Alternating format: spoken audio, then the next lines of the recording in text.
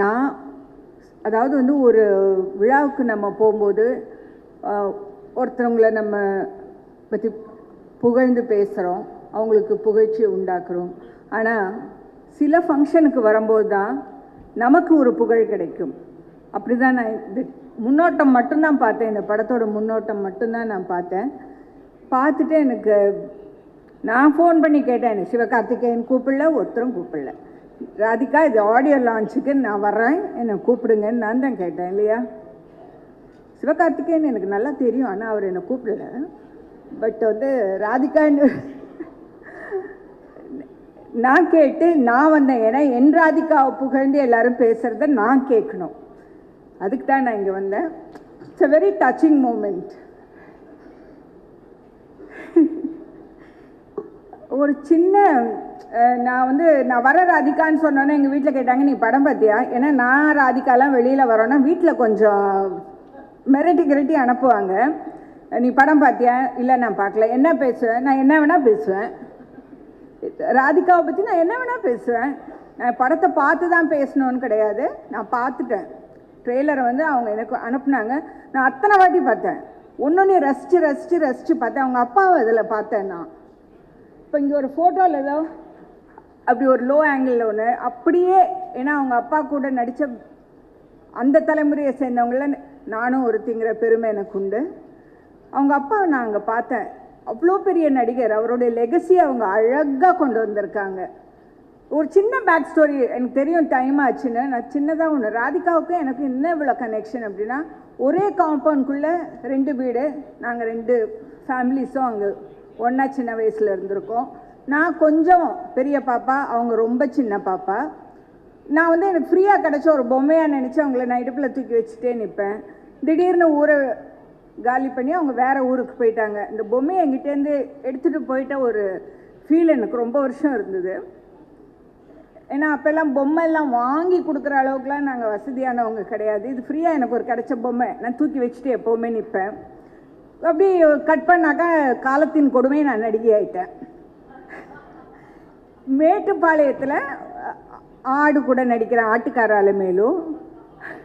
அப்போ வந்து கொரியோகிராஃபர் நம்ம டான்ஸ் மாஸ்டர் புலியூர் சரோஜா சித்தி சொன்னாங்க, ராதா அண்ணன் பொண்ணு நடிக்கிறாங்க, அந்த ஷூட்டிங்க்கு தான் நாங்கள் வந்திருக்கோம். உடனே எங்கள் அம்மா கேட்டாங்க, கீதா அவங்க பொண்ணா?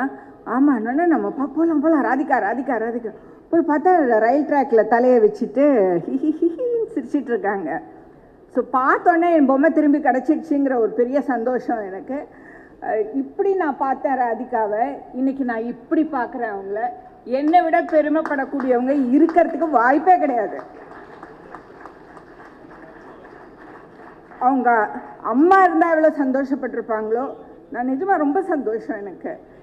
இந்த படத்தை பார்த்துட்டு எனக்கு அது எப்படி சொல்கிறதுன்னு எனக்கு உண்மையிலே எனக்கு புரியாது. ஏன்னா கமல் சார் வந்து எனக்கு ஒரு நாள் காலையில் ஃபோன் பண்ணார். ஃபோன் பண்ணிட்டு, அம்மா ராதிகாவுக்கு என்ன உடம்புக்கு அப்படின்னு கேட்டார். அப்போ அவங்க டெங்கு ஃபீவர் அவங்களுக்கு. ஒன்றும் இல்லை சார், சரியாயிடுச்சு, வீட்டுக்கு வந்துடுவாங்க. நான் ட்ரெய்லர் பார்த்தேன், என்னம்மா நடிச்சிருக்குமா அந்த பொண்ணு, எனக்கு சொல்ல முடியல அப்படின்னாரு. அதாவது வந்து நான்லாம் வந்து கமல் சார் வந்து ஒரு நடிப்பு கடவுளாக பார்க்குறேன். நான் அவர் வாயால் அது சொல்கிறது போது எனக்கு வந்து அவ்வளோ சந்தோஷமாக இருந்தது. சார் ஒரு நிமிஷம் சார், நான் ராதிகா சொல்லிட்டு வந்துடுறேன், சீக்கிரம் வெளியில் வந்துடுவாங்க சார், இதை நான் சொன்னேன்னு சொல்லிட்டு நான் ஃபோன் பண்ணி சொன்னேன். She also so happy. இப்போ 4 நாளைக்கு முன்னாடி ஃபோன் பண்ணார். நான் படம் பார்த்தேன், ஐயோ என்னப்பா எப்படி நடிச்சிருக்கு, அப்படியே ஆத்மார்த்தமாக சொன்னார். நீ படம் பார்த்துட்டு எனக்கு ஃபோன் பண்ணி நீ சொல்லுவ பாரு, நீ சொல்லுவ அப்படின்னு சொன்னார். அவ்வளோ ஒரு சந்தோஷமாக இருந்தது. ராதிகா இந்த மாதிரி நீங்கள் எனக்கு ரொம்ப மனசு வருத்தம் வந்து ரொம்ப நாளைக்கு முன்னாடி எம்எஸ்விக்கு வந்து ஒரு ரெக்கக்னிஷனே கிடைக்கலையேன்னு நான் பல இடங்களில் நான் புலம்பியிருக்கேன். இப்போ அவர் வாழ்ந்த அந்த தெருவுக்கு அவருடைய பேரை வச்சுருக்காங்க. ரொம்ப சந்தோஷமாக இருந்தது. அதே மாதிரி ராதிகா வந்து இன்னும் ரெக்கக்னேஷன் கிடைக்கல, தேசிய அளவில் கிடைக்கலங்கிறது எனக்கு ரொம்ப பெரிய கோபம், வருத்தம் கிடையாது, பெரிய கோபம் எனக்கு. எத்தனை பேர் இருக்காங்கங்க இந்த மாதிரி நடிக்கிறதுக்கு. இப்போ எல்லாரும் சொன்னாங்க, அப்படி பார்க்கும்போது ஒரு ஹீரோயிக்காக இருந்தது, ஏன் ஹீரோயினாக இருக்கக்கூடாதா? நாங்கள் எங்களுக்கு வந்து சொந்தமாக சுயமாக முடிவெடுக்கிறதுக்கான ஒரு தகுதி இல்லையா? ஆக்சுவலி ஒரு வீட்டில் பார்த்தீங்கன்னா ஏதாவது ஒரு இக்கட்டில் மாட்டிக்கிட்டாங்கனாக்கா இந்த ஹஸ்பண்ட்ஸ்லாம் இல்லை, நான் வீட்டில் கேட்டு சொல்கிறேன் அப்படின்னு எஸ்கேப் ஆகிடுவாங்க. ஆனால் நாங்கள் அந்த மாதிரி சொல்ல மாட்டோம், பார்த்துக்கலாம் வாங்கன்னு சொல்லுவோம். அந்த மாதிரி பெண்களால் எதுவுமே முடியும். நான் இங்கே வந்து சிவகார்த்திகேயனையும் இதோடைய இயக்குனரையும் நான் ரொம்ப பெருசாக வணங்குறேன். ஏன்னா அவங்க வீட்டு பெண்களை மதிக்கிறவங்க தான் இந்த மாதிரி அவங்க வேலையிலையும் அந்த பெண்களை மதித்து காட்டுவாங்க. நீங்களாம் வயசில் ரொம்ப சின்னவங்க, ஆனால் உங்களுக்கு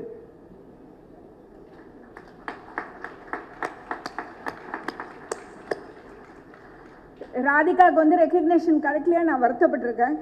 இது ஒரு பெரிய ரெக்கக்னேஷன் அவங்களுடைய டேலண்ட்க்கு. எத்தனை பேர் வந்து ஒரு ஒரு பெண்ணை மையப்படுத்தி நீங்கள் வந்து தமிழ் சினிமா ஆரம்பித்த காலத்துலேருந்தோ இல்லை இந்திய சினிமா ஆரம்பித்த காலத்துலேருந்தோ பார்த்தீங்கன்னா 1000 படம் எடுத்திருந்தாங்கன்னா ஒரு 100 படம் தான் பெண்களை மையப்படுத்தி எடுக்கப்பட்டிருக்க படமாக இருக்கும். அந்த படத்தில் அந்த வரிசையில் இந்த படம் நிச்சயமாக வந்து காலத்தால் அழிக்க முடியாத ஒரு படமாக இருக்கும். அதுக்கு உங்களுக்கு அனைத்து பெண்கள் சார்பாகவும் உங்களுக்கு